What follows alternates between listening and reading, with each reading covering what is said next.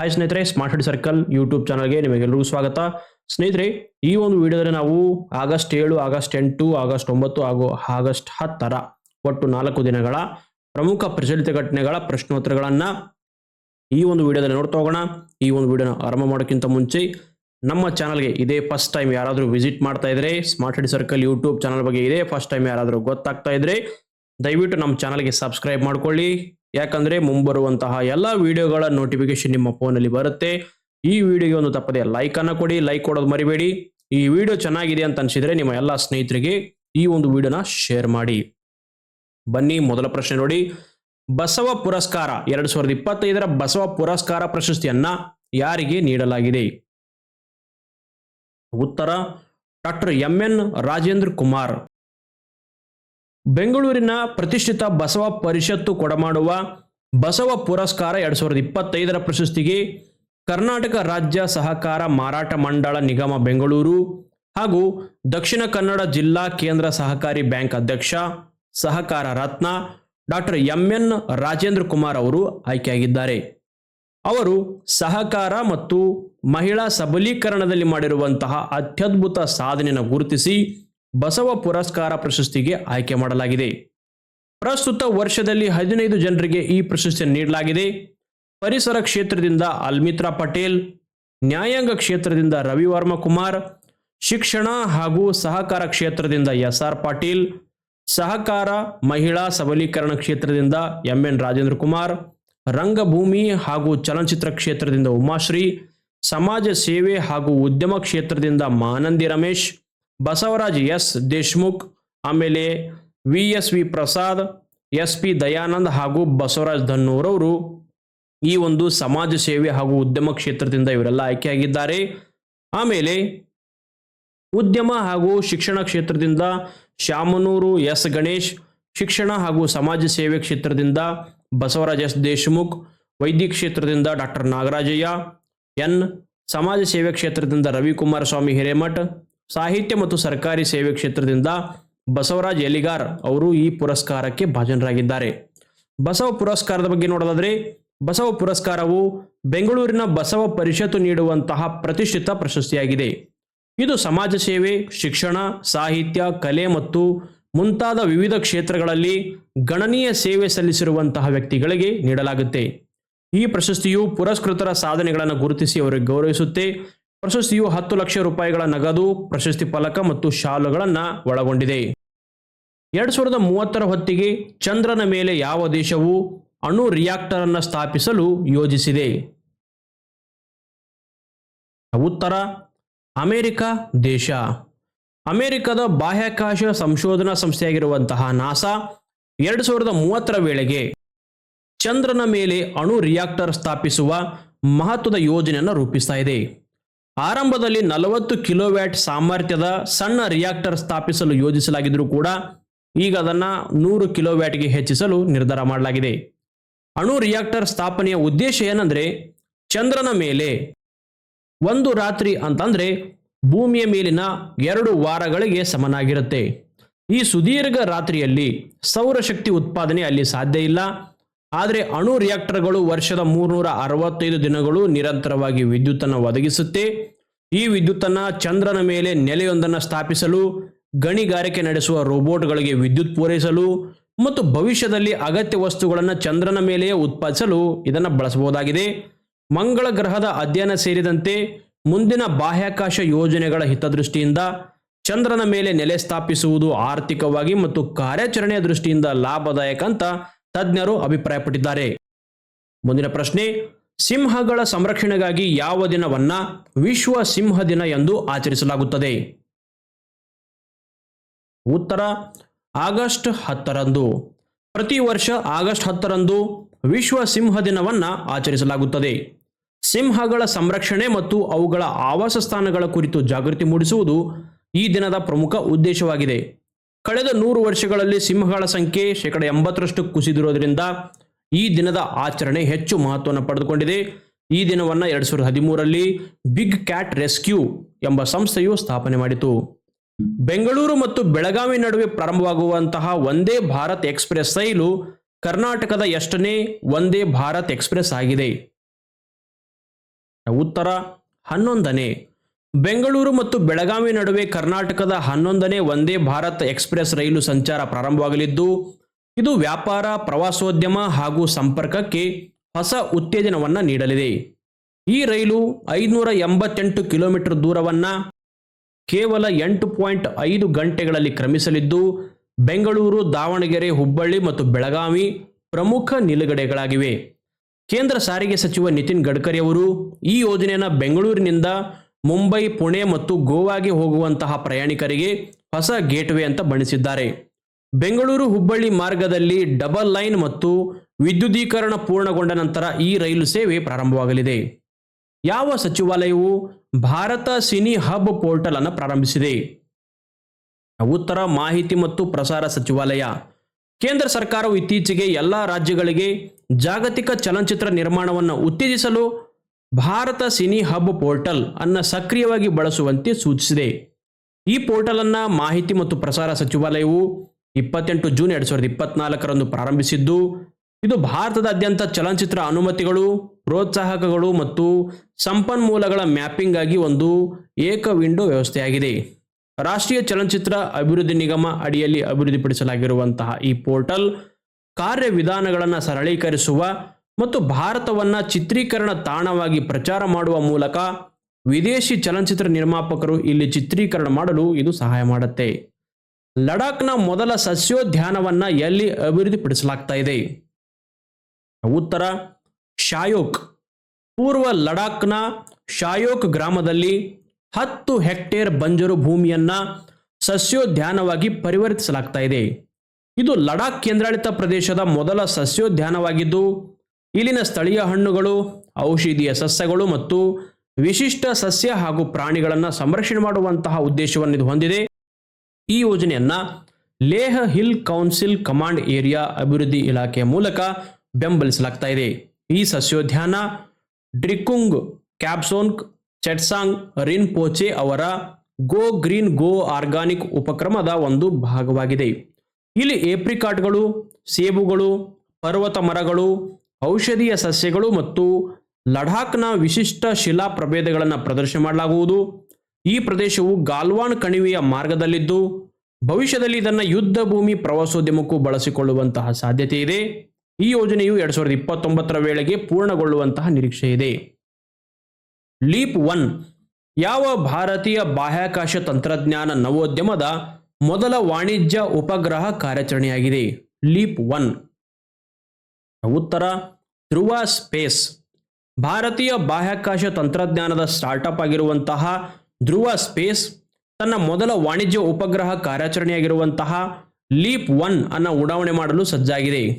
ಈ ಉಪಗ್ರಹವು ಕೃತಕ ಬುದ್ಧಿಮತ್ತೆ ಮತ್ತು ಭೂಮಿಯ ವೀಕ್ಷಣೆಗಾಗಿ ಪೇಲೋಡ್ಗಳನ್ನು ಹೊತ್ತೊಯ್ಯಲಿದೆ. ಇದು ಸ್ಥಳೀಯವಾಗಿ ಅಭಿವೃದ್ಧಿಪಡಿಸಲಾಗಿರುವಂತಹ P30 ಉಪಗ್ರಹ ವೇದಿಕೆಯನ್ನು ಬಳಸಲಿದ್ದು, ಇದನ್ನು ಇಸ್ರೋದ PSLV C58ನೊಂದಿಗೆ ಲೀಪ್ TD ಕಾರ್ಯಾಚರಣೆಯ ಸಮಯದಲ್ಲಿ ಜನವರಿ 2024ರಲ್ಲಿ ಯಶಸ್ವಿಯಾಗಿ ಉಡಾವಣೆ ಮಾಡಿ ಬಾಹ್ಯಾಕಾಶಕ್ಕೆ ಒಂದು ಅರ್ಹತೆಯನ್ನು ಪಡೆದುಕೊಳ್ಳಲಾಗಿತ್ತು. ಈ ಮಹತ್ವದ ಕಾರ್ಯಾಚರಣೆಯನ್ನು ಧ್ರುವ ಸ್ಪೇಸ್, ಆಸ್ಟ್ರೇಲಿಯಾದ ಅಕುಲಾ ಟೆಕ್ ಮತ್ತು ಎಸ್ಪರ್ ಸ್ಯಾಟಲೈಟ್ಸ್ ಜಂಟಿಯಾಗಿ ಅಭಿವೃದ್ಧಿಪಡಿಸಿವೆ. ಭಾರತದ ಮೊದಲ ಕೃತಕ ಬುದ್ಧಿಮತ್ತೆ ಚಾಲಿತ ಕಲಿಕಾ ಅಪ್ಲಿಕೇಶನ್ ಆಗಿರುವಂತಹ ಟುಟೋಸ್ ಅನ್ನು ಯಾವ ಸಂಸ್ಥೆ ಬಿಡುಗಡೆ ಮಾಡಿದೆ? ಉತ್ತರ IIT ಪಾಲಕ್ಕಾಡ್.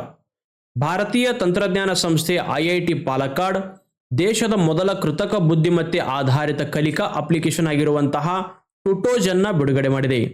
ಈ ಅಪ್ಲಿಕೇಶನ್ ಅನ್ನು IIT ಪಾಲಕ್ಕಾಡ್ನಲ್ಲೇ ಕಾರ್ಯನಿರ್ವಹಿಸುವಂತಹ ಸ್ಟಾರ್ಟ್ಅಪ್ ಆಗಿರುವಂತಹ ರೆವಿನ್ ಟೆಕ್ನೋ ಸೊಲ್ಯೂಷನ್ಸ್ ಅಭಿವೃದ್ಧಿಪಡಿಸಿದೆ. ಕೇಂದ್ರ ಶಿಕ್ಷಣ ಸಚಿವ ಧರ್ಮೇಂದ್ರ ಪ್ರಧಾನ್ IIT ಪಾಲಕ್ಕಾಡ್ನಲ್ಲಿ ಈ ಅಪ್ಲಿಕೇಶನ್ಗೆ ಅಧಿಕೃತವಾಗಿ ಚಾಲನೆ ನೀಡಿದರು. ಟುಟೋಸ್ ಅಪ್ಲಿಕೇಶನ್ ಜಂಟಿ ಪ್ರವೇಶ ಪರೀಕ್ಷೆ JEE, ರಾಷ್ಟ್ರೀಯ ಅರ್ಹತಾ ಮತ್ತು ಪ್ರವೇಶ ಪರೀಕ್ಷೆ NEET ಮತ್ತು ಸಾಮಾನ್ಯ ಪ್ರವೇಶ ಪರೀಕ್ಷೆ CAT-ನಂತಹ ಸ್ಪರ್ಧಾತ್ಮಕ ಪರೀಕ್ಷೆಗಳಿಗೆ ವಿದ್ಯಾರ್ಥಿಗಳನ್ನು ಸಿದ್ಧಪಡಿಸಲು ಇದನ್ನು ವಿನ್ಯಾಸಗೊಳಿಸಲಾಗಿದೆ.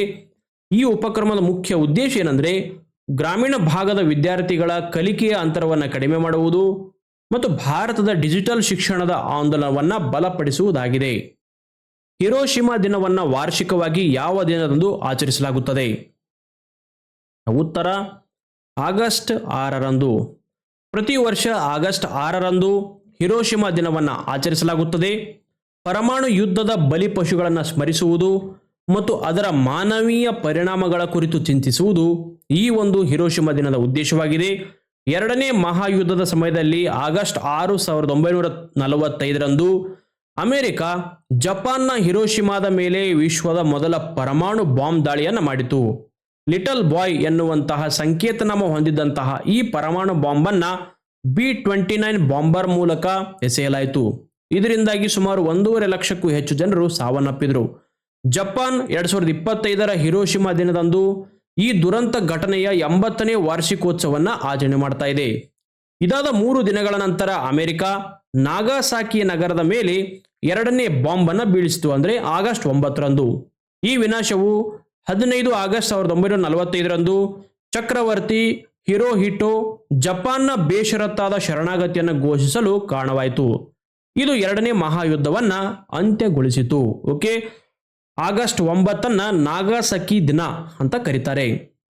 ಭಾರತದ ಸಾಫ್ಟ್ವೇರ್ ಟೆಕ್ನಾಲಜಿ ಪಾರ್ಕ್ಸ್ ಅಥವಾ STPISಗಳನ್ನು ಯಾವ ಕೇಂದ್ರ ಸಚಿವಾಲಯದ ಅಡಿಯಲ್ಲಿ ಸ್ಥಾಪಿಸಲಾಗಿದೆ? ಉತ್ತರ ಎಲೆಕ್ಟ್ರಾನಿಕ್ಸ್ ಮತ್ತು ಮಾಹಿತಿ ತಂತ್ರಜ್ಞಾನ ಸಚಿವಾಲಯ. ಲೋಕಸಭೆಗೆ ಸರ್ಕಾರ ನೀಡಿರುವ ಮಾಹಿತಿಯ ಪ್ರಕಾರ ಭಾರತದಲ್ಲಿನ 85%ಕ್ಕಿಂತ ಹೆಚ್ಚು ಸಾಫ್ಟ್ವೇರ್ ತಂತ್ರಜ್ಞಾನ ಪಾರ್ಕ್ಗಳು ಟೈರ್ 2 ಮತ್ತು ಟೈರ್ 3 ನಗರಗಳಲ್ಲಿವೆ. ಈ STPI ನಗರಗಳು ಮೆಟ್ರೋ ಅಲ್ಲದ ನಗರಗಳಲ್ಲಿ ಸುಮಾರು 2.98 ಲಕ್ಷ ಉದ್ಯೋಗಗಳನ್ನು ಸೃಷ್ಟಿ ಮಾಡಿವೆ. ಕೇಂದ್ರದ ಎಲೆಕ್ಟ್ರಾನಿಕ್ಸ್ ಮತ್ತು ಮಾಹಿತಿ ತಂತ್ರಜ್ಞಾನ ಸಚಿವಾಲಯದ ಅಡಿಯಲ್ಲಿ 1991ರಲ್ಲಿ ಸ್ಥಾಪನೆಯಾಗಿರುವಂತಹ STPI ನವದೆಹಲಿಯಲ್ಲಿ ತನ್ನ ಪ್ರಧಾನ ಕಚೇರಿಯನ್ನು ಹೊಂದಿದೆ. ಇದು ಮಾಹಿತಿ ತಂತ್ರಜ್ಞಾನ ಉದ್ಯಮ, ನಾವೀನ್ಯತೆ, ಸಂಶೋಧನೆ ಮತ್ತು ಅಭಿವೃದ್ಧಿ, ಸ್ಟಾರ್ಟ್ಅಪ್ಗಳು ಹಾಗೂ ಉತ್ಪನ್ನ ಬೌದ್ಧಿಕ ಆಸ್ತಿಯನ್ನು ಸೃಷ್ಟಿ ಮಾಡುತ್ತೆ. ಇದರಲ್ಲಿ ಇಂಟರ್ನೆಟ್ ಆಫ್ ಥಿಂಗ್ಸ್ ಅಥವಾ IoT, ಬ್ಲಾಕ್ ಚೈನ್ ಮತ್ತು ಆರ್ಟಿಫಿಷಿಯಲ್ ಇಂಟೆಲಿಜೆನ್ಸ್ನಂತಹ ಉದಯೋನ್ಮುಖ ತಂತ್ರಜ್ಞಾನಗಳ ಮೇಲೂ ಕೂಡ ಗಮನ ಹರಿಸಲಾಗುತ್ತೆ. ಈ ಸಂಸ್ಥೆಯ ದೃಷ್ಟಿಕೋನ 2019ರ ಸಾಫ್ಟ್ವೇರ್ ಉತ್ಪನ್ನಗಳ ರಾಷ್ಟ್ರೀಯ ನೀತಿಗೆ ಅನುಗುಣವಾಗಿದೆ. ಮುಂದಿನ ಪ್ರಶ್ನೆ ಗಮನಿಸಿ. ಭಾರತೀಯ ಕಾರ್ಬನ್ ಮಾರುಕಟ್ಟೆಯಲ್ಲಿ ಪ್ರಮುಖ ಪಾತ್ರ ವಹಿಸುತ್ತಿರುವಂತಹ ಬಯೋಚಾರ್ ಅನ್ನು ಯಾವುದರಿಂದ ತಯಾರಿಸಲಾಗುತ್ತದೆ? ಉತ್ತರ ಸಾವಯವ ಮತ್ತು ಕೃಷಿ ತ್ಯಾಜ್ಯದಿಂದ. ಭಾರತೀಯ ಕಾರ್ಬನ್ ಮಾರುಕಟ್ಟೆಯು 2026ರಲ್ಲಿ ಪ್ರಾರಂಭವಾಗಲು ಸಜ್ಜಾಗಿದೆ. ಹವಾಮಾನ ಬದಲಾವಣೆಯನ್ನು ನಿಯಂತ್ರಿಸುವ ನಿಟ್ಟಿನಲ್ಲಿ ಕಾರ್ಬನ್ ಡೈಆಕ್ಸೈಡ್ ಅನ್ನು ವಾತಾವರಣದಿಂದ ತೆಗೆದುಹಾಕುವ ತಂತ್ರಜ್ಞಾನಗಳಿಗೆ ಇದು ಪ್ರೋತ್ಸಾಹ ನೀಡುತ್ತೆ. ಈ ಮಾರುಕಟ್ಟೆಯಲ್ಲಿ ಪ್ರಮುಖ ಪಾತ್ರ ವಹಿಸುತ್ತಿರುವಂತಹ ಒಂದು ತಂತ್ರಜ್ಞಾನ ಅಂದರೆ ಅದು ಬಯೋಚಾರ್. ಬಯೋಚಾರ್ ಅಂದರೆ ಕಾರ್ಬನ್ ಅಂಶ ಹೆಚ್ಚಿರುವಂತಹ ಒಂದು ಬಗೆಯ ಇದ್ದಲು ಆಗಿದೆ. ಇದನ್ನು ಮುಖ್ಯವಾಗಿ ಕೃಷಿ ತ್ಯಾಜ್ಯ ಮತ್ತು ನಗರದ ಸಾವಯವ ಘನ ತ್ಯಾಜ್ಯಗಳನ್ನು ಬಳಸಿ ತಯಾರಿಸಲಾಗುತ್ತೆ. ಈ ಪ್ರಕ್ರಿಯೆಯಲ್ಲಿ ತ್ಯಾಜ್ಯವನ್ನು 400 ಡಿಗ್ರಿ ಸೆಲ್ಸಿಯಸ್ನಿಂದ 600 ಡಿಗ್ರಿ ಸೆಲ್ಸಿಯಸ್ ತಾಪಮಾನದಲ್ಲಿ ಆಮ್ಲಜನಕ ಇಲ್ಲದ ಕುಲುಮೆಯಲ್ಲಿ ಬಿಸಿ ಮಾಡಲಾಗುತ್ತೆ. ಈಗ ತಯಾರಿಸಿರುವಂತಹ ಬಯೋಚಾರ್ ಅನ್ನು ಮಣ್ಣಿಗೆ ಸೇರಿಸಿದಾಗ ಇದು ಸಾವಿರಾರು ವರ್ಷಗಳವರೆಗೆ, ಅಂದರೆ 1,000ದಿಂದ 10,000 ವರ್ಷಗಳವರೆಗೆ ಕಾರ್ಬನ್ ಅನ್ನು ಸಂಗ್ರಹಿಸಿ ಇಡುತ್ತೆ. ಇದರಿಂದಾಗಿ ಇದು ಒಂದು ದೀರ್ಘಕಾಲೀನ ಕಾರ್ಬನ್ ಸಿಂಕ್ ಆಗಿ ಕೂಡ ಕಾರ್ಯವನ್ನು ನಿರ್ವಹಿಸುತ್ತೆ. ಕೃಷಿ ವಲಯದಲ್ಲಿ ಬಯೋಚಾರ್ ಮಣ್ಣಿನ ಆರೋಗ್ಯವನ್ನು ಸುಧಾರಿಸುವ ಜೊತೆಗೆ ನೀರು ಹಿಡಿದಿಟ್ಟುಕೊಳ್ಳುವಂತಹ ಸಾಮರ್ಥ್ಯವನ್ನು ಹೆಚ್ಚಳ ಮಾಡುತ್ತೆ ಮತ್ತು ಕ್ಷೀಣಿಸಿದ ಭೂಮಿಯನ್ನು ಪುನಃಸ್ಥಾಪಿಸುತ್ತೆ. ಇದಲ್ಲದೆ ಇದು ಕೃಷಿ ಕ್ಷೇತ್ರದಿಂದ ಹೊರಸೂಸುವ ನೈಟ್ರಸ್ ಆಕ್ಸೈಡ್ ಅನಿಲಗಳನ್ನು 30ರಿಂದ 50% ಕಡಿಮೆ ಮಾಡಲು ಸಹ ಸಹಾಯಕವಾಗಿದೆ. ಕೈಗಾರಿಕೆಗಳಲ್ಲಿ ಮಾರ್ಪಡಿಸಿರುವಂತಹ ಬಯೋಚಾರ್ ಅನ್ನು ಹೊರಸೂಸುವ ಅನಿಲಗಳಿಂದ CO2 ಅಥವಾ ಕಾರ್ಬನ್ ಡೈಆಕ್ಸೈಡ್ ಅನ್ನು ಸೆರೆಹಿಡಿಯಲು ಬಳಸಬಹುದು. ಆದಾಗ್ಯೂ ಸಾಂಪ್ರದಾಯಿಕ ವಿಧಾನಗಳಿಗೆ ಹೋಲಿಸಿದರೆ ಇದರ ದಕ್ಷತೆ ಸ್ವಲ್ಪ ಕಡಿಮೆ ಇರುತ್ತೆ. ಹೀಗಾಗಿ ಬಯೋಚಾರ್ ಪರಿಸರ ಸಂರಕ್ಷಣೆ ಮತ್ತು ಆರ್ಥಿಕ ಅಭಿವೃದ್ಧಿ ಎರಡಕ್ಕೂ ಕೂಡ ಸಹಕಾರಿಯಾಗಿದೆ. ಇತ್ತೀಚೆಗೆ ಭಾರತೀಯ ಭೂವೈಜ್ಞಾನಿಕ ಸಮೀಕ್ಷೆ GSI ಮಧ್ಯಪ್ರದೇಶದ ಯಾವ ಜಿಲ್ಲೆಯಲ್ಲಿ ಬೃಹತ್ ಚಿನ್ನದ ನಿಕ್ಷೇಪಗಳನ್ನು ಪತ್ತೆ ಮಾಡಿದೆ? ಉತ್ತರ ಜಬಲ್ಪುರ. ಭಾರತೀಯ ಭೂವೈಜ್ಞಾನಿಕ ಸರ್ವೇಕ್ಷಣಾ ಇಲಾಖೆ GSI ಇತ್ತೀಚೆಗೆ ಮಧ್ಯಪ್ರದೇಶದ ಜಬಲ್ಪುರ್ ಜಿಲ್ಲೆಯ ಸಿಹೋರಾ ತಹಸೀಲ್ನಲ್ಲಿರುವಂತಹ ಮಹಾಗಾವನ್ ಕಿಯೋಲಾರಿ ಎಂಬ ಪ್ರದೇಶದಲ್ಲಿ ಬೃಹತ್ ಚಿನ್ನದ ನಿಕ್ಷೇಪಗಳನ್ನು ಪತ್ತೆ ಹಚ್ಚಿದೆ. ಈ ನಿಕ್ಷೇಪಗಳು ಸುಮಾರು 100 ಹೆಕ್ಟೇರ್ ಪ್ರದೇಶದಲ್ಲಿ ಹರಡಿಕೊಂಡಿದ್ದು ಲಕ್ಷಾಂತರ ಟನ್ಗಳಷ್ಟು ಚಿನ್ನವನ್ನು ಹೊಂದಿರಬಹುದು ಅಂತ ಅಂದಾಜಿಸಲಾಗಿದೆ. ಈ ಅನ್ವೇಷಣೆಯು ಜಬಲ್ಪುರ್ ಜಿಲ್ಲೆಯ ಮೊದಲ ಚಿನ್ನದ ನಿಕ್ಷೇಪವಾಗಿದೆ. ಈ ಪ್ರದೇಶದಲ್ಲಿ ಈಗಾಗಲೇ ಕಬ್ಬಿಣ, ಮ್ಯಾಂಗನೀಸ್ ಮತ್ತು ಸುಣ್ಣದ ಕಲ್ಲುಗಳ ರಫ್ತು ನಡೀತಾ ಇದೆ. ಈ ಚಿನ್ನದ ನಿಕ್ಷೇಪಗಳೊಂದಿಗೆ ಕಬ್ಬಿಣ, ಮ್ಯಾಂಗನೀಸ್ ಮತ್ತು ತಾಮ್ರದಂತಹ ಇತರೆ ಅಮೂಲ್ಯ ಲೋಹಗಳು ಇರುವುದನ್ನು ಸಹ ಪರೀಕ್ಷೆಗಳು ದೃಢಪಡಿಸಿವೆ. ಈ ಹಿಂದೆ ಮಧ್ಯಪ್ರದೇಶದಲ್ಲಿ ಕಟ್ನಿ ಜಿಲ್ಲೆಯಲ್ಲಿ ಚಿನ್ನದ ನಿಕ್ಷೇಪಗಳು ಪತ್ತೆಯಾಗಿದ್ದು, ಜಬಲ್ಪುರದಲ್ಲಿರುವಂತಹ ಈ ಹೊಸ ಅನ್ವೇಷಣೆ ರಾಜ್ಯದ ಮತ್ತು ದೇಶದ ಆರ್ಥಿಕತೆಗೆ ಮಹತ್ವದ ಕೊಡುಗೆ ನೀಡುವಂತಹ ಸಾಧ್ಯತೆ ಇದೆ. 2025ರ ವಿಶ್ವ ಗೇಮ್ಸ್ನ ಆತಿಥೇಯ ದೇಶ ಯಾವುದು? ಉತ್ತರ ಆಪ್ಷನ್ 2 ಚೀನಾ. ಇದು ಒಲಿಂಪಿಕ್ ಕಾರ್ಯಕ್ರಮದಲ್ಲಿ ಸೇರಿಸದಂತಹ ಕ್ರೀಡೆಗಳನ್ನು ಒಳಗೊಂಡಿರುವಂತಹ ಒಂದು ಪ್ರಮುಖ ಅಂತಾರಾಷ್ಟ್ರೀಯ ಬಹು ಕ್ರೀಡಾ ಕಾರ್ಯಕ್ರಮ ಆಗಿದೆ. ಈ ಕ್ರೀಡಾಕೂಟ ಪ್ರತಿ 4 ವರ್ಷಗಳಿಗೊಮ್ಮೆ ನಡೆಯುತ್ತೆ. ಯಾವುದು? ವಿಶ್ವ ಗೇಮ್ಸ್. ಪ್ರಸ್ತುತ 12ನೇ ಆವೃತ್ತಿಯ ವಿಶ್ವ ಗೇಮ್ಸ್ ಆಗಸ್ಟ್ 7ರಿಂದ 17ರವರೆಗೆ ಚೀನಾದ ಚೆಂಗ್ಡು ನಗರದಲ್ಲಿ ನಡೆಯಲಿದೆ. ಈ ಆವೃತ್ತಿಯಲ್ಲಿ ಒಟ್ಟು 34 ಕ್ರೀಡೆಗಳು ಮತ್ತು 60 ವಿಭಾಗಗಳಲ್ಲಿ 253 ಪದಕಗಳಿಗಾಗಿ ಸ್ಪರ್ಧೆಗಳು ನಡೆಯಲಿವೆ. ಭಾರತದಿಂದ 17 ಸದಸ್ಯರ ತಂಡವು ಭಾಗವಹಿಸಿದ್ದು, ಬಿಲ್ಲುಗಾರಿಕೆ, ಬಿಲಿಯರ್ಡ್ಸ್, ರೋಲರ್ ಸ್ಕೇಟಿಂಗ್, ಉಶು ಮತ್ತು ರಾಕೆಟ್ ಬಾಲ್ಸ್ ಕ್ರೀಡೆಗಳಲ್ಲಿ ಸ್ಪರ್ಧಿಸಲಿದೆ. ಭಾರತ 1981ರಿಂದ ವಿಶ್ವ ಗೇಮ್ಸ್ನಲ್ಲಿ ಭಾಗವಹಿಸ್ತಾ ಇದೆ. ಇಲ್ಲಿಯವರೆಗೆ 5 ಪದಕಗಳನ್ನು ಗೆದ್ದುಕೊಂಡಿದೆ. ಅದರಲ್ಲಿ 1 ಚಿನ್ನ, 1 ಬೆಳ್ಳಿ ಮತ್ತು 3 ಕಂಚು. ಭಾರತಕ್ಕೆ ಏಕೈಕ ಚಿನ್ನದ ಪದಕವನ್ನು 2013ರಲ್ಲಿ ಬಿಲಿಯರ್ಡ್ಸ್ ಕ್ರೀಡೆಯಲ್ಲಿ ಆದಿತ್ಯ ಮೆಹ್ತಾ ಗೆದ್ದುಕೊಂಡಿದ್ದರು. ಹಸಿರು ಹೈಡ್ರೋಜನ್ ಉತ್ಪಾದಿಸುವ ಮೊದಲ ಭಾರತೀಯ ಬಂದರು ಯಾವುದು? ಉತ್ತರ ವಿಒ ಚಿದಂಬರನಾರ್ ಬಂದರು. ತಮಿಳುನಾಡಿನ ತೂತುಕುಡಿಯ ವಿಒ ಚಿದಂಬರನಾರ್ ಅಥವಾ ವಿಒಸಿ ಬಂದರು ಇತ್ತೀಚೆಗೆ ಹಸಿರು ಹೈಡ್ರೋಜನ್ ಉತ್ಪಾದಿಸುವ ಮತ್ತು 1 ಮೆಗಾವ್ಯಾಟ್ಗಿಂತಲೂ ಹೆಚ್ಚಿನ ಮೇಲ್ಛಾವಣಿ ಸೌರ ವಿದ್ಯುತ್ ಉತ್ಪಾದನೆಯನ್ನು ಸಾಧಿಸಿರುವ ಮೊದಲ ಭಾರತೀಯ ಬಂದರು ಎಂಬ ಹೆಗ್ಗಳಿಕೆಗೆ ಪಾತ್ರವಾಗಿದೆ. ಹಡಗು, ಬಂದರು ಮತ್ತು ಜಲ ಮಾರ್ಗಗಳ ಸಚಿವಾಲಯದ ನ್ಯಾವಿಕ್ ಅಂದರೆ navigation with Indian constellation NavIC cell 3 ಅಡಿಯಲ್ಲಿ ನಡೆದಿರುವಂತಹ ಹಸಿರು ಬಂದರುಗಳು ಮತ್ತು ಹಡಗು ಸಮ್ಮೇಳನದಲ್ಲಿ ಈ ಸಾಧನೆಯನ್ನು ಘೋಷಣೆ ಮಾಡಲಾಗಿದೆ. ಮುಂಬೈನಲ್ಲಿ ನಡೆಯಲಿರುವಂತಹ 2025ರ ಭಾರತ ಸಾಗರ ವಾರದ ರೋಡ್ ಶೋಗಳ ಭಾಗವಾಗಿ ಈ ಕಾರ್ಯಕ್ರಮವನ್ನು ಆಯೋಜನೆ ಮಾಡಲಾಗಿತ್ತು. 2024-25ರ ಆರ್ಥಿಕ ವರ್ಷದಲ್ಲಿ ರಫ್ತು ಕ್ಷೇತ್ರದಲ್ಲಿ ಭಾರತದ ಯಾವ ರಾಜ್ಯ ಅಗ್ರಸ್ಥಾನದಲ್ಲಿದೆ? ಉತ್ತರ ಮಹಾರಾಷ್ಟ್ರ.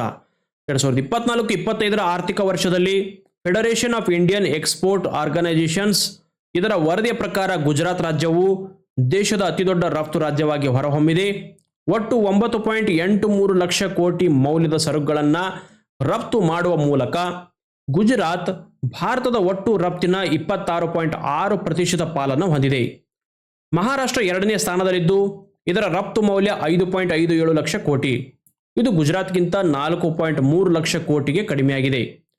ರಫ್ತು ಸಾಧನೆಯಲ್ಲಿ ಮಹಾರಾಷ್ಟ್ರ, ತಮಿಳುನಾಡು, ಕರ್ನಾಟಕ, ಉತ್ತರ ಪ್ರದೇಶ, ಆಂಧ್ರ ಪ್ರದೇಶ ಮತ್ತು ತೆಲಂಗಾಣ ರಾಜ್ಯಗಳು ಮೊದಲ ಕ್ರಮ ಸಾಲಿನಲ್ಲಿವೆ. ಗುಜರಾತ್ನ ಪ್ರಮುಖ ರಫ್ತು ಉತ್ಪನ್ನಗಳಲ್ಲಿ ಪೆಟ್ರೋಲಿಯಂ ಉತ್ಪನ್ನಗಳು, ರತ್ನಗಳು ಮತ್ತು ಆಭರಣಗಳು, ಸಾವಯವ ರಾಸಾಯನಿಕಗಳು, ಔಷಧೀಯ ವಸ್ತುಗಳು ಮತ್ತು ಇಂಜಿನಿಯರಿಂಗ್ ಸರಕುಗಳು ಸೇರಿವೆ. ಅದೇ ರೀತಿ ಉತ್ತರ ಪ್ರದೇಶವು ಒಟ್ಟು ರಫ್ತಿನ 5% ಅಂದರೆ 1.86 ಲಕ್ಷ ಕೋಟಿ ಪಾಲನ್ನು ಹೊಂದಿದ್ದು ಅಮೆರಿಕ ಅದರ ಪ್ರಮುಖ ರಫ್ತು ತಾಣವಾಗಿದೆ. ಯಶೋಧ ಎಐ ಸಾಕ್ಷರತಾ ಕಾರ್ಯಕ್ರಮ ಯಾವ ಸಂಸ್ಥೆಯ ಉಪಕ್ರಮವಾಗಿದೆ? ಉತ್ತರ ರಾಷ್ಟ್ರೀಯ ಮಹಿಳಾ ಆಯೋಗ. ಮೇ 2025ರಲ್ಲಿ ಪ್ರಾರಂಭವಾಗಿರುವಂತಹ ಯಶೋಧ ಎಐ ಕಾರ್ಯಕ್ರಮವು ಭಾರತದಾದ್ಯಂತ ಮಹಿಳೆಯರನ್ನು ಉತ್ತಮ ಡಿಜಿಟಲ್ ಸೇರ್ಪಡೆಗಾಗಿ ಸಿದ್ಧಗೊಳಿಸುವ ಗುರಿಯನ್ನು ಹೊಂದಿದೆ. ಈ ಕಾರ್ಯಕ್ರಮವು ಮಹಿಳೆಯರಿಗೆ ಕೃತಕ ಬುದ್ಧಿಮತ್ತೆ ಸಾಕ್ಷರತೆಯನ್ನು ಒದಗಿಸುತ್ತೆ. ಸೈಬರ್ ಭದ್ರತೆ, ಡಿಜಿಟಲ್ ಗೌಪ್ಯತೆ ಮತ್ತು ಸುರಕ್ಷಿತ ಆನ್ಲೈನ್ ಅಭ್ಯಾಸಗಳಂತಹ ಕ್ಷೇತ್ರಗಳಲ್ಲಿ ಮಹಿಳೆಯರನ್ನು ಸಬಲೀಕರಣಗೊಳಿಸುವುದು ಇದರ ಮುಖ್ಯ ಉದ್ದೇಶವಾಗಿದೆ. ಇದರಲ್ಲಿ ಇಲ್ಲಿಯವರೆಗೆ ಈ ಕಾರ್ಯಕ್ರಮದ ಅಡಿಯಲ್ಲಿ ಗ್ರಾಮೀಣ ಮತ್ತು ಅರೆ ನಗರ ಪ್ರದೇಶಗಳ ಸುಮಾರು 2,500 ಮಹಿಳೆಯರಿಗೆ ತರಬೇತಿಯನ್ನು ನೀಡಲಾಗಿದೆ.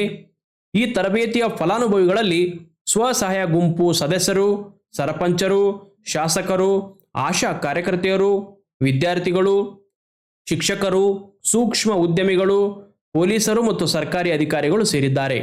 ಈ ಮಾಹಿತಿಯನ್ನು ಮಹಿಳಾ ಮತ್ತು ಮಕ್ಕಳ ಅಭಿವೃದ್ಧಿ ರಾಜ್ಯ ಸಚಿವೆ ಶ್ರೀಮತಿ ಸಾವಿತ್ರಿ ಠಾಕೂರ್ ರಾಜ್ಯಸಭೆಯಲ್ಲಿ ಹಂಚಿಕೊಂಡಿದ್ದಾರೆ. ರಾಷ್ಟ್ರೀಯ ಮಹಿಳಾ ಆಯೋಗದ ಬಗ್ಗೆ ನೋಡೋದಾದರೆ, ರಾಷ್ಟ್ರೀಯ ಮಹಿಳಾ ಆಯೋಗ ಕಾಯ್ದೆ 1990 ಅಡಿಯಲ್ಲಿ 1992ರಲ್ಲಿ ರಾಷ್ಟ್ರೀಯ ಮಹಿಳಾ ಆಯೋಗವನ್ನು ಸ್ಥಾಪನೆ ಮಾಡಲಾಯಿತು. ಮಹಿಳೆಯರ ಸಂವಿಧಾನಾತ್ಮಕ ಮತ್ತು ಕಾನೂನುಬದ್ಧ ರಕ್ಷಣೋಪಾಯಗಳನ್ನು ಪರಿಶೀಲಿಸುವುದು, ಮಹಿಳೆಯರ ಕುಂದುಕೊರತೆಗಳನ್ನು ನಿವಾರಿಸಲು ಸಹಾಯಕವಾಗುವ ಶಾಸನೀಯ ಪರಿಹಾರ ಕ್ರಮಗಳನ್ನು ಶಿಫಾರಸು ಮಾಡುವುದು ಮತ್ತು ಮಹಿಳೆಯರಿಗೆ ಸಂಬಂಧಿಸಿರುವಂತಹ ಎಲ್ಲ ನೀತಿಗಳ ಮೇಲೆ ಸರ್ಕಾರಕ್ಕೆ ಸಲಹೆ ನೀಡುವುದು ಈ ಆಯೋಗದ ಪ್ರಮುಖ ಜವಾಬ್ದಾರಿಯಾಗಿದೆ.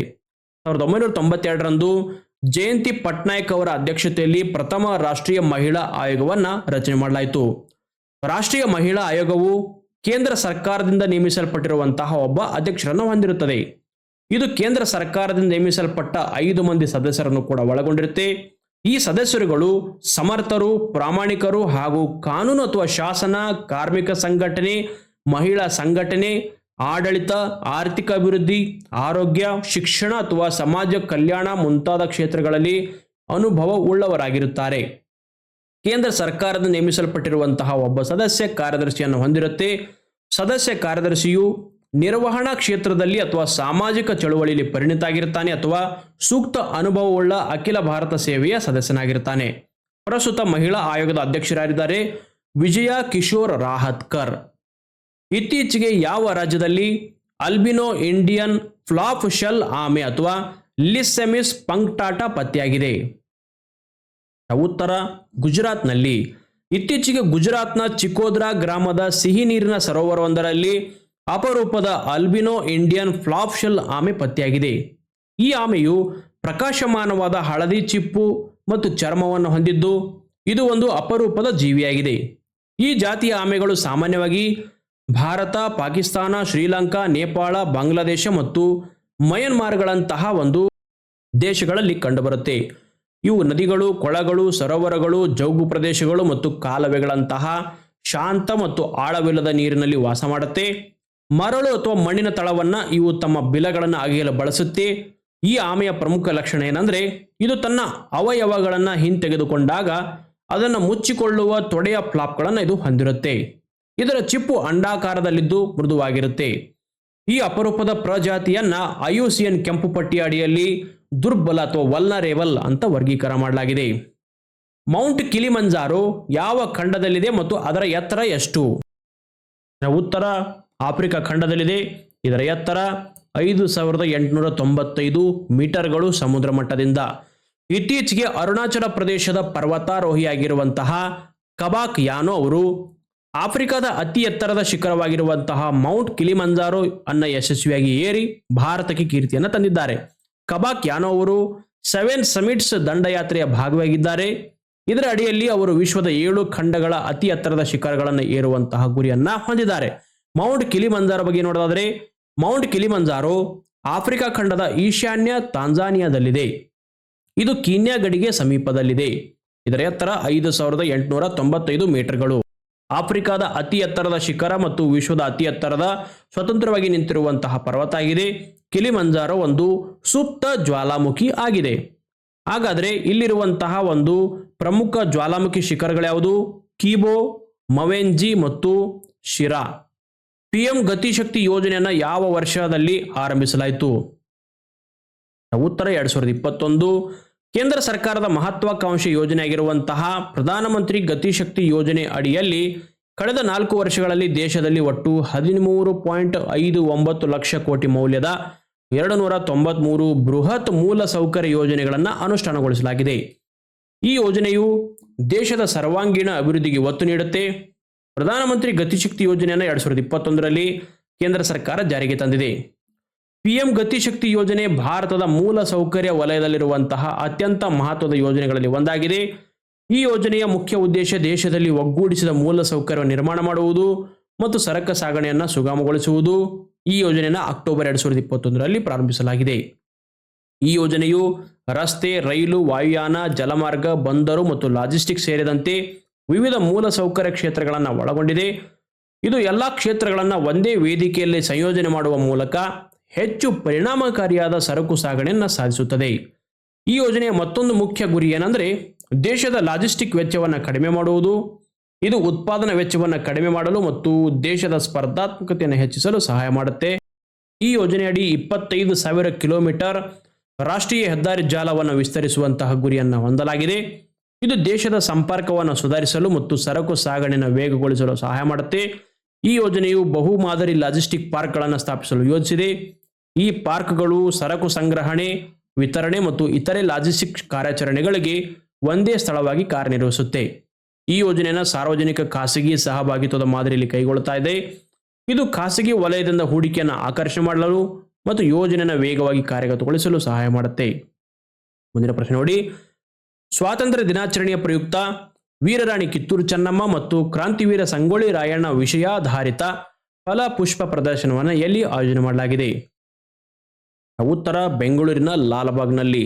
ಬೆಂಗಳೂರಿನ ಲಾಲ್ಬಾಗ್ನಲ್ಲಿ ಪ್ರತಿ ವರ್ಷ ನಡೆಯುವಂತಹ ಸ್ವಾತಂತ್ರ್ಯೋತ್ಸವ ಫಲ ಪುಷ್ಪ ಪ್ರದರ್ಶನವನ್ನ ಈ ಬಾರಿ ಆಗಸ್ಟ್ 7ರಿಂದ 18ರವರೆಗೆ ಆಯೋಜನೆ ಮಾಡಲಾಗಿದೆ. ಈ ವರ್ಷದ ಪ್ರದರ್ಶನಕ್ಕೆ ಮುಖ್ಯ ವಿಷಯ ಆಗಿ ವೀರರಾಣಿ ಕಿತ್ತೂರು ಚೆನ್ನಮ್ಮ ಮತ್ತು ಕ್ರಾಂತಿವೀರ ಸಂಗೊಳ್ಳಿ ರಾಯಣ್ಣ ಅವರ ಜೀವನ ಮತ್ತು ಹೋರಾಟವನ್ನು ಆಯ್ಕೆ ಮಾಡಲಾಗಿದೆ. ಈ ಪ್ರದರ್ಶನದಲ್ಲಿ ಹೂಗಳನ್ನು ಬಳಸಿ ರಾಣಿ ಚೆನ್ನಮ್ಮ ಮತ್ತು ಸಂಗೊಳ್ಳಿ ರಾಯಣ್ಣ ಅವರ ಜೀವನ ಸಾಧನೆಗಳು ಮತ್ತು ಹೋರಾಟದ ಹಾದಿಯನ್ನು ಗೌರವಪೂರ್ವಕವಾಗಿ ಅನಾವರಣಗೊಳಿಸಲಾಗುವುದು. ಇದರ ಜೊತೆಗೆ ಹೂಗಳಿಂದ ತಯಾರಿಸಿರುವಂತಹ ಕಿತ್ತೂರಿನ ಐತಿಹಾಸಿಕ ಕೋಟೆಯ ಮಾದರಿ ಈ ಪ್ರದರ್ಶನದ ಮುಖ್ಯ ಆಕರ್ಷಣೆಯಾಗಿದೆ. ಲಾಲ್ಬಾಗ್ ಪುಷ್ಪ ಪ್ರದರ್ಶನದ ಇತಿಹಾಸ ನೋಡೋದಾದರೆ 19ನೇ ಶತಮಾನದಲ್ಲಿ ಇಂಗ್ಲೆಂಡ್ನ ರಾಯಲ್ ಹಾರ್ಟಿಕಲ್ಚರಲ್ ಸೊಸೈಟಿಯ ವಾರ್ಷಿಕ ಪುಷ್ಪ ಪ್ರದರ್ಶನವಾಗಿರುವಂತಹ ದಿ ಗ್ರೇಟ್ ಸ್ಪ್ರಿಂಗ್ ಶೋನಿಂದ ಇದು ಸ್ಫೂರ್ತಿ ಪಡೆದಿದೆ. ಗ್ಲಾಸ್ ಹೌಸ್ ನಿರ್ಮಾಣದ ಮೊದಲು ಹೂವಿನ ಪ್ರದರ್ಶನಗಳನ್ನು ಬ್ಯಾಂಡ್ ಸ್ಟ್ಯಾಂಡ್ನಲ್ಲಿ ನಡೆಸಲಾಗ್ತಾ ಇತ್ತು. 1912ರಿಂದ ಬೇಸಿಗೆ ಮತ್ತು ಚಳಿಗಾಲದಲ್ಲಿ ವರ್ಷಕ್ಕೆ 2 ಬಾರಿ ಪ್ರದರ್ಶನಗಳು ನಡೆಸಲಾಗ್ತಾ ಇದ್ದು, 1951ರಿಂದ ಪ್ರಮುಖ ದಿನಗಳು ಮತ್ತು ರಾಷ್ಟ್ರೀಯ ರಜಾದಿನಗಳನ್ನು ಗುರುತಿಸುವ ವಿಷಯಾಧಾರಿತ ಪ್ರದರ್ಶನಗಳು ಲಾಲ್ಬಾಗ್ನಲ್ಲಿ ಆರಂಭವಾಯಿತು.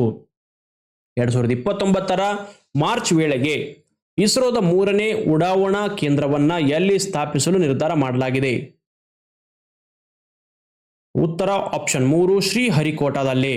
ಶ್ರೀಹರಿಕೋಟಾದಲ್ಲಿ ನಿರ್ಮಾಣ ಆಗುತ್ತಿರುವಂತಹ ಇಸ್ರೋದ 3ನೇ ಅತಿದೊಡ್ಡ ಉಪಗ್ರಹ ಉಡಾವಣಾ ಕೇಂದ್ರ ಮಾರ್ಚ್ 2029ರ ವೇಳೆಗೆ ಕಾರ್ಯಾರಂಭ ಮಾಡಲಿದೆ ಅಂತ ಕೇಂದ್ರ ಸರ್ಕಾರ ತಿಳಿಸಿದೆ. ಈಗಾಗಲೇ ಭೂ ಪರಿಶೀಲನೆ ಮತ್ತು ಸಮೀಕ್ಷೆಯ ಕಾರ್ಯಗಳು ಪೂರ್ಣಗೊಂಡಿದ್ದು, ರಸ್ತೆ ಹಾಗೂ ವಿದ್ಯುತ್ ಸಂಬಂಧಿತ ಕಾಮಗಾರಿಗಳು ಪ್ರಗತಿಯಲ್ಲಿವೆ. ಈ ಹೊಸ ಉಡಾವಣಾ ಕೇಂದ್ರವು ಭವಿಷ್ಯದಲ್ಲಿ ಭಾರತದ ಬಾಹ್ಯಾಕಾಶ ಯೋಜನೆಗಳಿಗೆ ಮಹತ್ವದ ಕೊಡುಗೆಯನ್ನು ನೀಡಲಿದೆ. ನಾಗೋರ್ನೋ ಕರಾಬಖ್ ಎಂಬುದು ಯಾವ 2 ದೇಶಗಳ ವಿವಾದಿತ ಪ್ರದೇಶವಾಗಿದೆ? ಉತ್ತರ ಆರ್ಮೇನಿಯಾ ಮತ್ತು ಅಜರ್ಬೈಜಾನ್. ಚಿತ್ರದಲ್ಲಿ ಗಮನಿಸಬಹುದು, ಇಲ್ಲಿ ಆರ್ಮೇನಿಯಾ, ಇಲ್ಲಿ ಅಜರ್ಬೈಜಾನ್. ಇದರಲ್ಲಿ ಅಜರ್ಬೈಜಾನ್ನಲ್ಲಿ ನಾಗೋರ್ನೋ ಕರಾಬಖ್ ಪ್ರದೇಶವನ್ನು ನೀವು ಗಮನಿಸಬಹುದಾಗಿದೆ. ಇದು ಆರ್ಮೇನಿಯಾ ಮತ್ತು ಅಜರ್ಬೈಜಾನ್ 2 ದೇಶಗಳ ನಡುವಿನ ಒಂದು ವಿವಾದಿತ ಪ್ರದೇಶ. ನಾಗೋರ್ನೋ ಕರಾಬಖ್ ಕುರಿತ ದಶಕಗಳ ಸಂಘರ್ಷವನ್ನು ಕೊನೆಗೊಳಿಸುವ ಮೂಲಕ ಅಜರ್ಬೈಜಾನ್ ಮತ್ತು ಆರ್ಮೇನಿಯಾಗಳು ಡೊನಾಲ್ಡ್ ಟ್ರಂಪ್ ಅವರೊಂದಿಗೆ ಶ್ವೇತಭವನದಲ್ಲಿ ಒಂದು ಮಹತ್ವದ ಶಾಂತಿ ಒಪ್ಪಂದಕ್ಕೆ ಸಹಿ ಹಾಕಿವೆ. ಹೋರಾಟವನ್ನು ಶಾಶ್ವತವಾಗಿ ನಿಲ್ಲಿಸುವ ಮತ್ತು 2 ರಾಷ್ಟ್ರಗಳ ನಡುವೆ ಮುಕ್ತ ಪ್ರಯಾಣ, ವ್ಯಾಪಾರ ಮತ್ತು ರಾಜತಾಂತ್ರಿಕ ಸಂಬಂಧಗಳಿಗೆ ದಾರಿ ಮಾಡಿಕೊಡುವ ಭರವಸೆಯನ್ನ ಈ ಒಪ್ಪಂದ ನೀಡುತ್ತೆ. ಈ ಒಪ್ಪಂದದ ಮಧ್ಯಸ್ಥಿಕೆ ವಹಿಸಿದವರು ಅಮೆರಿಕ. ಇತ್ತೀಚೆಗೆ ಭಾರತದ ಹಲವಾರು ಪ್ರಮುಖ ಸರಕುಗಳ ಮೇಲೆ 50% ಸುಂಕ ವಿಧಿಸಿರುವಂತಹ ದೇಶ ಯಾವುದು? ಉತ್ತರ ಅಮೆರಿಕ. ಭಾರತದ ಹಲವಾರು ಪ್ರಮುಖ ಸರಕುಗಳ ಮೇಲೆ 50% ಸುಂಕ ವಿಧಿಸುವ ಮೂಲಕ ಅಮೆರಿಕ ಭಾರತೀಯ ರಫ್ತುದಾರರಿಗೆ ದೊಡ್ಡ ಹೊಡೆತ ನೀಡಿದೆ. ಭೌಗೋಳಿಕ ರಾಜಕೀಯ ಉದ್ವಿಗ್ನತೆಯ ನಡುವೆ ರಷ್ಯಾದಿಂದ ತೈಲ ಆಮದುಗಳನ್ನು ನಿಲ್ಲಿಸಲು ಭಾರತ ನಿರಾಕರಿಸಿದ್ದಕ್ಕೆ ಈಗ ಅಸ್ತಿತ್ವದಲ್ಲಿರುವಂತಹ 25% ಮೇಲೆ ಹೆಚ್ಚುವರಿಗೆ 25% ಸುಂಕವನ್ನು ಹೆಚ್ಚಿಸುವ ಅಮೆರಿಕದ ನಿರ್ಧಾರವು ಸಂಬಂಧಿಸಿದೆ. ರಷ್ಯಾದೊಂದಿಗೆ ತೈಲ ವ್ಯಾಪಾರವನ್ನು ಮುಂದುವರಿಸ್ತಾ ಇರುವುದರಿಂದ ಈ ಕ್ರಮಕ್ಕೆ ಅಮೆರಿಕದ ವಾಷಿಂಗ್ಟನ್ನಿಂದ ತೀಕ್ಷ್ಣ ಪ್ರತಿಕ್ರಿಯೆ ವ್ಯಕ್ತವಾಗಿದೆ. ಹಠಾತ್ ಮತ್ತು ಏಕಪಕ್ಷೀಯ ನಿರ್ಧಾರವು ಜವಳಿ, ರತ್ನಗಳು ಮತ್ತು ಆಭರಣಗಳು, ರಾಸಾಯನಿಕಗಳು ಮತ್ತು ಸಮುದ್ರದ ಆಹಾರಗಳಂತಹ ಪ್ರಮುಖ ಭಾರತೀಯ ರಫ್ತು ವಲಯಗಳನ್ನು ಅಲ್ಲಾಡಿಸಿದೆ. ಇದು ಅಮೆರಿಕಕ್ಕೆ ರಫ್ತುಗಳನ್ನು ಸುಮಾರು ಅರ್ಧದಷ್ಟು ಕಡಿತಗೊಳಿಸಬಹುದು. ಇದು ಆದಾಯ ಮತ್ತು ದೀರ್ಘಕಾಲೀನ ವ್ಯಾಪಾರ ಸಂಬಂಧಗಳೆರಡಕ್ಕೂ ಹಾನಿಯನ್ನು ಉಂಟುಮಾಡುತ್ತೆ. ಅಂತಾರಾಷ್ಟ್ರೀಯ ಸೌರ ಒಕ್ಕೂಟದ 107ನೇ ಸದಸ್ಯ ರಾಷ್ಟ್ರ ಯಾವುದು? ಉತ್ತರ ಮೊಲ್ಡೋವಾ. ಮೊಲ್ಡೋವಾ ಗಣರಾಜ್ಯ 2025ರಲ್ಲಿ ಅಂತಾರಾಷ್ಟ್ರೀಯ ಸೌರ ಒಕ್ಕೂಟದ 107ನೇ ಸದಸ್ಯ ರಾಷ್ಟ್ರವಾಗಿ ಅಧಿಕೃತವಾಗಿ ಇತ್ತೀಚೆಗೆ ಸೇರಿಕೊಂಡಿದ್ದು, ಸುಸ್ಥಿರ ಸೌರಶಕ್ತಿ ಅಭಿವೃದ್ಧಿಗೆ ಜಾಗತಿಕ ಒಕ್ಕೂಟದ ಬದ್ಧತೆಯನ್ನು ಮತ್ತಷ್ಟು ಬಲಪಡಿಸಿದೆ. ನವದೆಹಲಿಯಲ್ಲಿ ನಡೆದಿರುವಂತಹ ವಿದ್ಯುಕ್ತ ಅನುಮೋದನೆ ನಂತರ ಭಾರತದ ವಿದೇಶಾಂಗ ಸಚಿವಾಲಯ ಈ ಘೋಷಣೆಯನ್ನು ಮಾಡಿದೆ. ಚುನಾವಣಾ ಆಯೋಗದ ಪ್ರಕಾರ ಪ್ರಸ್ತುತ ಭಾರತದಲ್ಲಿ ಎಷ್ಟು ರಾಷ್ಟ್ರೀಯ ಪಕ್ಷಗಳಿವೆ? ಉತ್ತರ 6. 6 ವರ್ಷಗಳಿಂದ ನಿಷ್ಕ್ರಿಯವಾಗಿರುವಂತಹ 334 ರಾಜಕೀಯ ಪಕ್ಷಗಳನ್ನು ಭಾರತೀಯ ಚುನಾವಣಾ ಆಯೋಗ ತನ್ನ ಪಟ್ಟಿಯಿಂದ ತೆಗೆದುಹಾಕಿದೆ. ಈ ಪಕ್ಷಗಳು ನಿಗದಿತ ಅವಧಿಯಲ್ಲಿ ತಮ್ಮ ಲೆಕ್ಕಪತ್ರಗಳು ವರದಿಗಳನ್ನು ಸಲ್ಲಿಸದ ಕಾರಣ ಈ ಕ್ರಮವನ್ನು ಕೈಗೊಳ್ಳಲಾಗಿದೆ. ಈ ಬಗ್ಗೆ ಚುನಾವಣಾ ಆಯೋಗ ತನ್ನ ಅಧಿಕೃತ ವೆಬ್ಸೈಟ್ನಲ್ಲಿ ಪ್ರಕಟ ಮಾಡಿದೆ.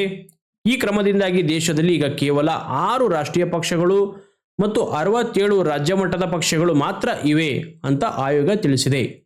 ಆಯೋಗದ ಪ್ರಕಾರ ಈ ಪಕ್ಷಗಳು ಯಾವುದೇ ರೀತಿಯ ನಿಯಮಗಳನ್ನು ಪಾಲಿಸದ ಕಾರಣ ಮತ್ತು ಚುನಾವಣೆಗೆ ಸಂಬಂಧಿಸಿದಂತೆ ಯಾವುದೇ ಮಾಹಿತಿ ಒದಗಿಸದ ಕಾರಣ ಈ ನಿರ್ಧಾರವನ್ನು ತೆಗೆದುಕೊಳ್ಳಲಾಗಿದೆ. ಈ ಕುರಿತು ಹೆಚ್ಚಿನ ಮಾಹಿತಿ ಆಯೋಗದ ವೆಬ್ಸೈಟ್ನಲ್ಲಿ ಲಭ್ಯ ಇದೆ. ಓಕೆ, ಇಲ್ಲಿಗೆ ಆಗಸ್ಟ್ 7, 8, 9, 10 4 ದಿನಗಳ ಪ್ರಚಲಿತ ಘಟನೆಗಳ ಪ್ರಮುಖ ಪ್ರಶ್ನೋತ್ತರ ಮುಕ್ತಾಯ ಆಯಿತು. ಈ ಒಂದು ವಿಡಿಯೋ ನಿಮಗೆ ಇಷ್ಟ ಆಗಿದೆ ಅಂತ ಅನ್ಕೊಳ್ತೀನಿ. ಈ ವಿಡಿಯೋ ಇಷ್ಟ ಆಗಿದ್ರೆ ನಿಮ್ಮ ಎಲ್ಲ ಸ್ನೇಹಿತರಿಗೆ ಈ ಒಂದು ವಿಡಿಯೋನ ಶೇರ್ ಮಾಡಿ. ಹಾಗೂ ಆಗಸ್ಟ್ ತಿಂಗಳ ಮಾಸಪತ್ರಿಕೆ ಅಂಚೆ ಮೂಲಕ ನಿಮ್ಮ ಮನೆಯ ಬಾಗಿಲಿಗೆ ಬರಬೇಕಂದ್ರೆ ಕೆಳಗಡೆ ನಂಬರ್ ಇದೆ 9380463196. ಓಕೆ, ಈ ನಂಬರ್ಗೆ ವಾಟ್ಸಪ್ನಲ್ಲಿ ಮೆಸೇಜ್ ಮಾಡಿ ಹಾಯ್ ಅಂತ ಮೆಸೇಜ್ ಮಾಡೋದರಿಗೆ ಈ ಒಂದು ಮ್ಯಾಗಜಿನ್ಗಳನ್ನು ನಿಮ್ಮ ಮನೆ ಬಾಗಿಲಿಗೆ ಅಂಚೆ ಮೂಲಕ ಕಳಿಸಲಾಗುವುದು. ಆಮೇಲೆ ಮಾರ್ಚ್ನಿಂದ ಆಗಸ್ಟ್ ವರೆಗೆ ಮ್ಯಾಗಜಿನ್ ಸೆಟ್ ಸಿಗುತ್ತೆ. ಒಟ್ಟು 6 ತಿಂಗಳ ಮ್ಯಾಗಜಿನ್ ಸೆಟ್ ಬೆಲೆ ಕೇವಲ 380 ರೂಪಾಯಿ. 380 ರೂಪಾಯಿಗೆ 6 ಮಾಸ ಪತ್ರಿಕೆಗಳು ನಿಮ್ಮ ಮನೆ ಬಾಗಿಲಿಗೆ ಬರುತ್ತೆ. ಈ ನಂಬರ್ಗೆ ವಾಟ್ಸಪ್ನಲ್ಲಿ ಕೂಡಲೇ ಮೆಸೇಜ್ ಮಾಡಿ, ಸ್ಟಾಕ್ ಕಮ್ಮಿ ಇದೆ. ಧನ್ಯವಾದ.